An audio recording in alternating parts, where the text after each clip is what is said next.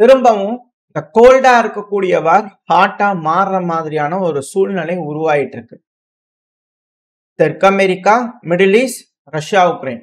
இந்த பிரச்சனைகள் அடுத்தது ஏசியா.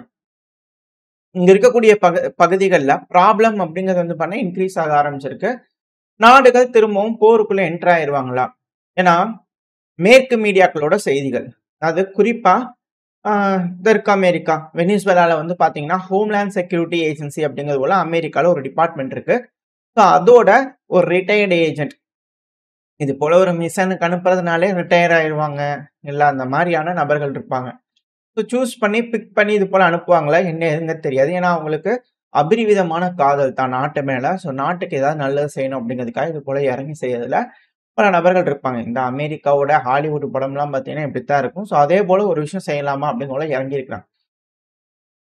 அமெரிக்காவோட ரகசிய டிபார்ட்மெண்ட் இருக்கக்கூடிய ஒரு நபர் மதுரோ அவர்களோட வெனிசுலாவோட அதிபர் இருக்கிறார் இல்லையா, அவரோட பர்சனல் பைலட், விமானம் ஓட்டிட்டு போவாங்க இல்லையா, ஸோ அதோட பைலட் கிட்ட போய் வந்து பண்ணா டீல் வச்சிருக்கிறாங்க. இது மாதிரி மதுரை வரும்போது அப்படியே தூக்கிட்டு நமக்குன்னு அமெரிக்கா கொண்டு வந்து இறக்கி விட்டுறேன்.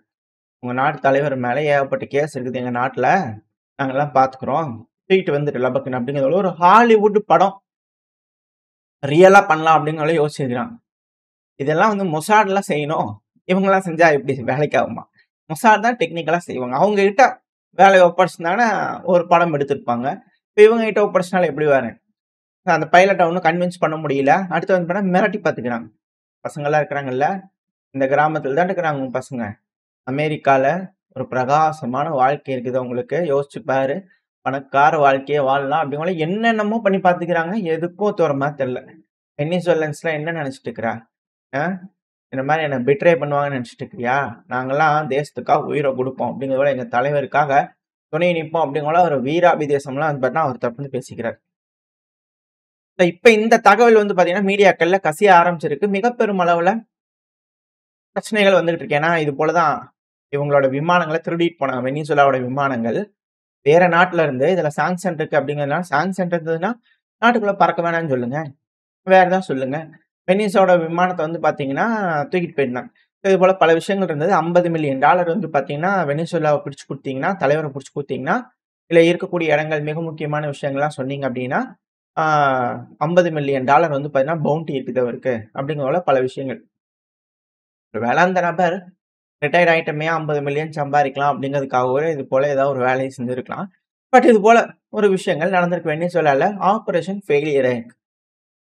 இப்போ இது போல ஆபரேஷன் இன்னும் நடக்குது அப்படின்னா தெற்கு அமெரிக்கால பிரச்சனைகள் பெருசாகுமா?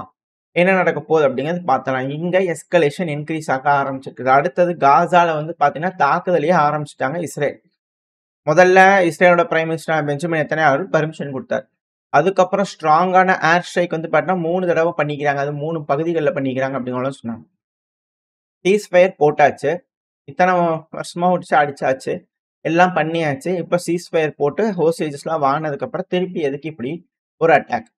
இப்போ இது போல தாக்குதல் பண்றதுனால சீஸ்ஃபயர் வந்து பாத்தீங்கன்னா சீரழிஞ்சிருமா இல்ல சீர் குலைஞ்சிருமா அப்படிங்கிற பல விஷயங்கள் வருது இல்லையா?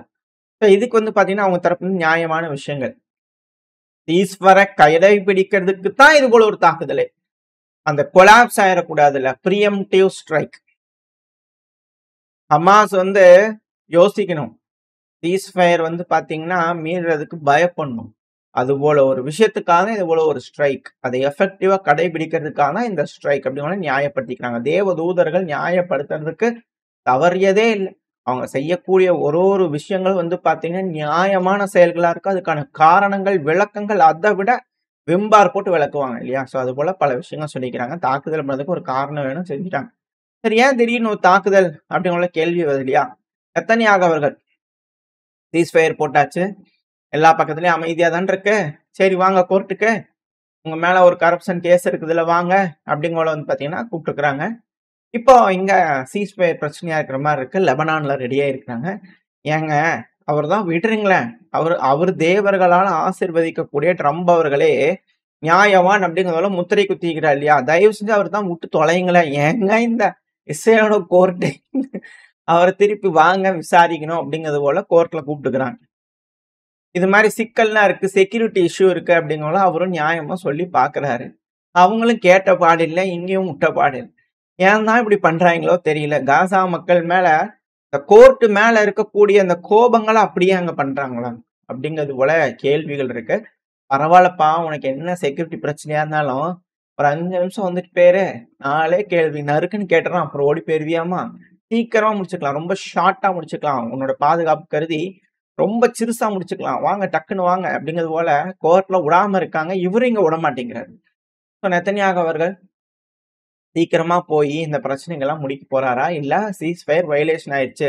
ஹமாஸ் திரும்பி இப்படி பண்ணிட்டாங்க அப்படிங்கிறது போல கோர்ட் கேஸ்லருந்து தப்பிக்கிறதுக்கோசரம் இது போல ஏதாவது செஞ்சுருவாரா? என்ன நடக்க போகுதுன்னு தெரியல. ஸோ இந்த பகுதியில வந்து பார்த்தீங்கன்னா, பிரச்சனைகள் அப்படியே இருக்கு. அதனால கோர்ட்ல இப்போதைக்கு கோர்ட்டே இழுத்து மூடிருங்கப்பா தயவு செஞ்சு. கோர்ட்டே வேணாம் இஸ்ரேல். எதுக்கு கோர்ட்டு? பெஞ்சமின் நெத்தன்யாகு அவர்கள் என்ன சொல்றாரோ அதான் ஃபைனல். அதையவே முடிச்சுக்கங்க.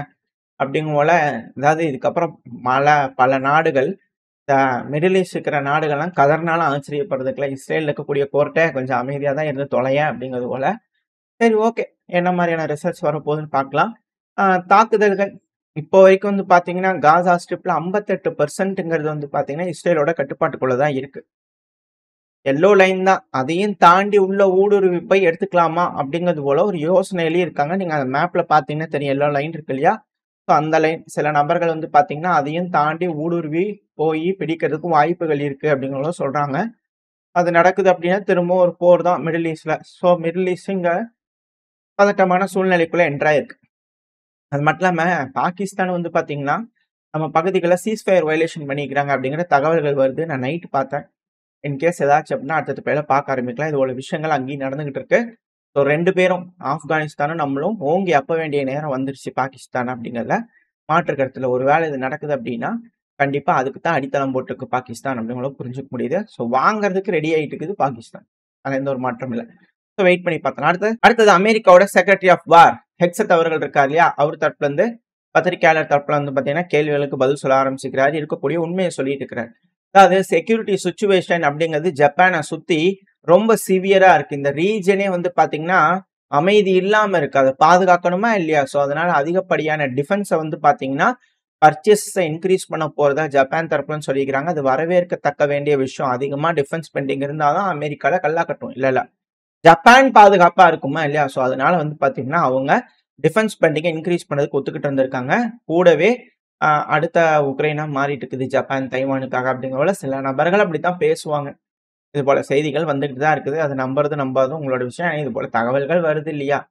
அதையும் சொல்லியா ஜப்பானை எதுக்கும் ரெடி பண்றாங்களே அப்படின்ற கேள்விகள் இருக்கு. இந்த சமயத்துல ட்ரம்ப் அவர்கள் சவுத் கொரியாவுக்கு போயிருக்கிறார். ஜப்பான் அந்த அளவுக்கான ஒற்றுமை, எந்த அளவுக்கு பிரைம் மினிஸ்டரோட பின்னி பிணைஞ்சிருக்காரு பாருங்க ட்ரம்ப் அவர்கள். எந்த அளவுக்கான ஒரு நட்பு கிடைச்சிருக்கு ட்ரம்ப் அவர்கள். ஸோ அதனால நார்த் கொரியா வந்து பார்த்தீங்கன்னா, போடுப்பா ஒரு மிசைல், க்ரூஸ் மிசைல் டெஸ்ட் பண்ணி பார்க்கலாம் அப்படிங்கிறது போல, இங்க வந்து பார்த்தீங்கன்னா, சவுத் கொரியாவுக்கு விஜயம் பண்றா இல்லையா ட்ரம்ப் அவர்கள். ஸோ அதை கண்டிச்சா என்ன எதுங்க தெரியல. இல்லை நம்மளும் ரெடி ஆயிக்கலாம். பீஸ் த்ரூ ஸ்ட்ரென்த் அப்படிங்கிறது போல ஹெக்ஸத் அவர்கள் சொன்னார். ஸோ அதே போல நார்த் கொரியாவும் இங்க பீஸுங்கிறது ஸ்ட்ரென்த் இருந்தால் தான் கிடைக்கும் அப்படிங்கிறதுனால இங்க ஒரு மிசைல் சோதனையை பண்ணி பார்த்துக்கிறாங்க. ஸோ ஜப்பான் ரொம்ப க்ளோஸ் ஃப்ரெண்டா மாறிட்டு வராங்க. இங்க சவுத் கொரியாவுக்கு வந்தா சவுத் கொரியா உச்சி குளர வச்சுட்டாங்க ட்ரம்ப் அவர்களுக்கு. ஏன்னா கிரவுன் இருக்கு இல்லையா? ஒரு கிரவுனை வந்து பாத்தீங்கன்னா அந்த போஸ்ட் போட்டிருந்தாரு, நம்மளும் பார்த்தோம். கிங் ட்ரம்ப் அப்படிங்கிறது போல அரசராவே மாறிட்டாரு ட்ரம்ப் அவர்கள். தேவதூதனான ட்ரம்ப் அவர்களை மகுடம் சூடி அரசனா மாத்திட்டாங்க சவுத் கொரியா. கொரியாவோட பகுதிக்கு ட்ரம்ப் அவர்கள் அரசர் அப்படிங்கிறது போல அவங்க ஒத்துக்கிட்டாலும் ஆச்சரியப்படுறதுக்கு இல்ல. அமெரிக்கா இல்லைனாலும் சவுத் கொரியான்ற ஒரு பூமி ட்ரம்ப் அவர்களோட ஆட்சிக்கு கீழே இருக்கு அப்படிங்கிற மாற்று கருத்துல. ஸோ இந்த பகுதியே அமைதி நிலைநாட்டுறதுக்காக தேவதூதர் வந்து பாத்தீங்கன்னா கால் தடம் வந்து பதிச்சிருக்கிறாரு. ஸோ இதனால இங்க அமைதி பரவ போகுதா, என்ன நடக்க போன்றது பார்த்தலாம். அடுத்தது ரஷ்யா உக்ரைன். ஸோ இந்த ஏரியால இருக்கக்கூடிய பிரச்சனைகள் உங்களுக்கு தெரிஞ்சிருக்கும். ஏன் பதட்டங்களா இருக்கு அப்படிங்கிறதுல. இப்ப அடுத்தது ரஷ்யா உக்ரைன். ரஷ்யா உக்ரைன்ல நம்ம நேத்திக்கே இதை சொல்லியிருந்தோம். மரியா ஜரக்கோ அவர்கள் கூட இது போல சொன்னாங்கன்னு பார்த்திருப்போம். இதுக்கு இப்போ பெஸ்கா அவர்கள் தரப்பு வந்து பதில் வந்திருக்கு. என்னன்னா பிரான்ஸோட இன்டெலிஜென்ஸ் டேட்டா அவங்க வந்து கலெக்ட் பண்ணி பிரான்ஸோட ட்ரூப்ஸ் வந்து பாத்தீங்கன்னா உக்ரைனுக்குள்ள இருக்கிறாங்க அப்படிங்கிறது போல. இதை நம்ம ஒரு 6 மாசத்துக்கு முன்னாடியே சொல்லியிருப்போமா? ஸோ சில விஷயங்கள் நம்ம ஆல்ரெடி பார்த்ததுதான். சிவர்ஸ்க் பகுதியிலேயே வந்திருக்கிறாங்கன்னு ஏகப்பட்ட விஷயங்கள் நம்ம பார்த்துருப்போம். இப்போ இது ரஷ்யாவுக்கு வந்து பாத்தீங்கன்னா கேட்டிருக்கிறாங்க. பெஸ்கா அவர்கள் அதுக்கு என்ன பதில் சொல்லியிருக்கிறாங்கன்னா, அட போங்க ரெகுலரா எப்ப பாரு ஃபாரின் லாங்குவேஜ்ல தான் பேசிட்டு இருக்கிறாங்க களத்துல. எல்லாம் நெறைய ரெக்கார்ட் பண்ணிக்கிறேன். எல்லாம் பண்ணியாச்சு. இதெல்லாம் என்ன பண்றது? எல்லாம் வெளிநாட்டுக்காரங்க தான் கேட்டா மெர்சனரீஸ்ம்பாங்க. எல்லாம் லைன் ஆஃப் காம்பேட் கண்ட்ரோல்குள்ள தான் எல்லாரும் இருக்காய்ங்க. எல்லா மொழியிலயும் பேசிட்டு தான் இருக்கிறாங்க. பிரான்ஸ்ல பேசுறாங்க, இங்கிலீஷ்ல பேசுறாங்க, எல்லாம் ஜெர்மனியில பேசுறாங்க. எல்லா மொழிகள்லயும் பேசிட்டு தான் இருக்கிறாங்க களத்துல. அதெல்லாம் எனக்கு புதுசா? அதெல்லாம் ரொம்ப பழைய விஷயம் போங்க. அப்படிங்கிற போல பெஸ்கா அவர்கள் தரப்பு வந்து அலட்சியப்படுத்திக்கிறார். இதெல்லாம் நடக்கிற ஒரு விஷயம் ஏதோ புதுசா கண்டுபிடிச்சிட்டு வந்து பேசாதீங்க அப்படிங்கிறது போல. ஏன்னா மெர்சனரிஸ் இறந்து எங்களுக்கு குடுங்க, எங்களுக்கு குடுங்க. ஆஸ்திரேலியாவோட மெர்சனரிஸ்லாம் புடிச்சு வச்சுக்கிறாங்கன்ற செய்திகள்லாம் வந்து எல்லாம் பழசாகி போச்சு அதெல்லாம். இப்ப வந்து மெர்சனரிஸ் வெளிநாட்டு ட்ரூப்ஸ் வராங்கன்னா, இருக்கிறது எல்லாமே வெளிநாட்டு ட்ரூப்ஸ் தான். இன்னும் உக்ரைனோட ட்ரூப்ஸா இருக்கிறாங்க. சரி ஓகே. இப்ப அது மட்டும் இல்லாம, ஏங்க லுத்துவேனியா வந்து நீங்க கலினின்கிராடுக்கு போறீங்கல்ல, அதோட வழி பாதைய துண்டிச்சுடுவோம். அத தனிமைப்படுத்திருவோன்றாங்களே! அத பத்தி நீங்க என்ன நினைக்கிறீங்க? அப்படின்னு கூட பெஸ்கா அவர்கள் கேட்டுக்கிறாங்க. இங்க பாருங்க அவங்க என்ன வேணா செய்யலாம்னு யோசிக்கலாம். ஆனா நாங்க எங்களோட பகுதி கலினின்கிராட் எங்களோட இணைஞ்சு தான் இருக்கும். நாங்க கம்யூனிகேட் பண்ணிட்டு தான் இருப்போம். அது யாராலயும் இன்டரப்ட் பண்ண முடியாது. நாங்க அன்இன்டரப்டடான சர்வீஸ் பண்ணிக்கிட்டே தான் இருப்போம். அந்த பகுதி எங்களோட முழு கட்டுப்பாட்டுக்குள்ள தான் இருக்கு. அப்படிங்கிற பெஸ்கா அவர்கள் தரப்புன்னு ஸ்டேட்மெண்ட் இருக்கு. ஸோ லுத்துவேனியாக்கு இந்த கலினின்கிராட் மேல ஒரு கண்ணு வந்துருச்சு. போலாண்டுக்கு இருக்கு. ஸோ இவங்களும் அதுக்கு தான் ரெடி ஆயிட்டு இருக்கிறாங்க. ஸோ வெயிட் பண்ணி பார்ப்போம். நாட்டோ நாடுகள் கலினின்கிராட புடிச்சுக்கலாம் அப்படிங்கிற ஏதோ ஒரு எண்ணத்துல இருக்காங்களா? என்ன நடக்க போன்றதை வெயிட் பண்ணி பார்த்தலாம். ஓரளவுக்கான தகவல்கள் இந்த பையில பார்த்துருப்போம்னு நினைக்கிறேன். இதோட இந்த பையன் நான் முடிச்சுக்கலாம். இந்த பதிவு எப்படி இருந்துச்சு உங்களுக்கு பிடிச்சிருக்கா? பிடிச்சுன்னா லைக் பண்ணிட்டு உங்க ஃப்ரெண்ட்ஸ் அண்ட் ஃபேமிலியோட ஷேர் பண்ணிக்கோங்க. அது கூடவே மறக்காம நம்ம சேனலை சப்ஸ்கிரைப் பண்ணலாம். மறக்காம சப்ஸ்கிரைப் பண்ணிக்கோங்க. அப்பதான் நம்ம வீடியோக்களை 4 பேத்துக்கு யூடியூப் கொண்டு போய் சஜஸ்ட் பண்ணும். அது மட்டும் இல்லாம திரும்பவும் நம்ம சேனலுக்கு புதுசா ஒரு சப்ஸ்கிரைபர் நம்ம சேனல்ல வந்து பாத்தீங்கன்னா மெம்பரா ஜாயின் பண்ணிக்கிறாங்க. ஆல்ரெடி பிரணவி விளாக்ஸ் ஜாயின் பண்ணியிருந்தாங்க. இப்ப 2வது மெம்பரா வந்து பாத்தீங்கன்னா ரங்கராஜ் ரங்கசாமி அவர்கள் ஜாயின் பண்ணிக்கிறாங்க. ரொம்ப ரொம்ப நன்றி. இது போல உங்களோட உதவி, அன்பு, ஆதரவு அப்ப எனக்கு இருக்குன்ற நம்பிக்கையில இந்த பதிவை நான் முடிச்சுக்கலாம். இந்த பதிவு நல்லா இருக்கும்னு நம்பிக்கையில அடுத்த பேர் உங்க சந்திக்கிறேன். Very stay safe. பை.